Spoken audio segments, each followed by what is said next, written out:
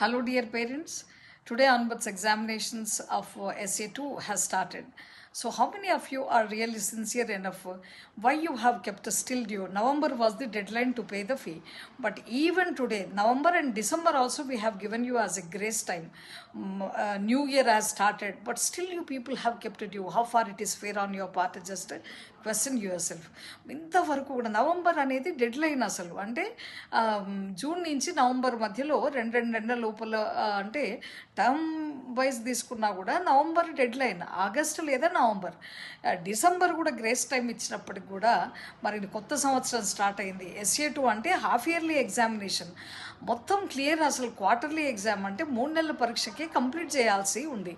మరి ఇంకా మనం డ్యూ పెట్టుకుంటే ఎలాగండి చెప్పండి. సో మీరు మంచి పేరెంట్స్ అనే ఉద్దేశంతో ఆలోచిస్తూ కొంతమంది ఇంకా ఇమీడియట్గా కట్టేశారు. I'm very much happy. Maximum parents కట్టేశారు.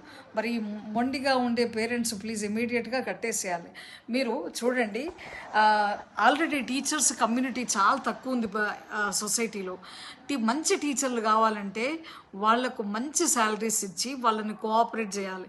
మరి సొసైటీలో వాట్ ఈస్ హ్యాపెనింగ్ అంటే పిల్లలు అలా మారడానికి కారణం ఏంటంటే పేరెంట్స్, మన టీచర్స్. మంచి టీచర్స్ కావాలంటే వాళ్ళని కోఆపరేట్ చేస్తూ కరెక్ట్ టైంకి శాలరీస్ ఇస్తూ వాళ్ళని ఎంకరేజ్ చేసినట్లయితే అద్భుతమైన టీచర్లు మన పిల్లలకి ఇచ్చిన వాళ్ళం అవుతాం. మీరు డిలే చేస్తే మేము క్వాలిటీలో కాంప్రమైజ్ కావాల్సిన పరిస్థితి రాకూడదు కదా.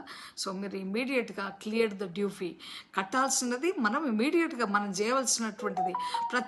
కొంతమంది పేరెంట్స్ చాలా రకాల కారణాలు కథలు తీసుకొని వస్తున్నారు. మీ పర్సనల్ ప్రాబ్లమ్స్ మనకెందుకండి, మీరు ఫీజు కట్టాలి, మేము చదువు చెప్పాలి, అంతే.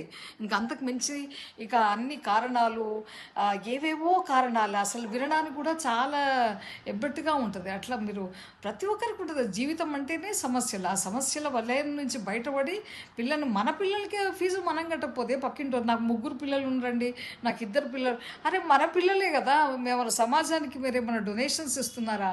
మన పిల్లల ఫీజుకి ఇది చాలా తక్కువ ఫీజులో మీరు చూస్తూ ఉన్నారు.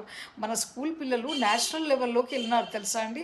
ఓల్డ్ సిటీలో చదువుతూ మరి YOCలో మరి నేషనల్ లెవెల్లో మొన్న మార్క్ సెషన్లో మన ఫారెన్ డెలిగేట్స్ వచ్చి మన పిల్లల్ని సెలెక్ట్ చేసి మరి గోల్డ్ మెడల్స్ ఇవ్వడం జరిగింది. ఇంత ఓల్డ్ సిటీలో చదివి కూడా గోల్డెన్ సిటిజన్స్గా మార్చేటువంటి దమ్ము ధైర్యం ఉన్నటువంటి ఏకైక విద్యాలయం న్యూ సెయింట్ మరియా. అట్లాంటి న్యూ సెయింట్ మరియాని మీరు ఎంకరేజ్ చేయాలి. ఒక లేడీ, ఒక స్త్రీ చక్కగా నడిపిస్తున్న స్త్రీ అంటారు, నన్ను పురుషుడు అంటారు. అంటే ఒక అబ్బాయి క్వాలిటీస్ నాలో ఉన్నాయి. అలా నడిపించే ఎబిలిటీని మీరు నన్ను ఇంకా ప్రోత్సహించి ముందుకు తీసుకెళ్తే మా న్యూ సెయింట్ మరియా అద్భుతంగా ముందుకెళ్ళి గొప్ప స్థాయిలో మీకు చూపిస్తాననేటువంటి విషయాన్ని మీరు గ్రహించాలి. सभी पेरेंट्स से मैं रिक्वेस्ट करती हूँ, इमीडिएटली क्लियर कीजिए.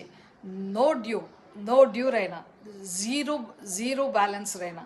सब लोग इमीडिएटली जो हमारे ऊपर रेस्पेक्ट है, न्यू सेंट मरिया बोले तो एक आपको वैल्यू है, इमीडिएटली आज शाम तक आप बढ़ देना. Okay, thank you.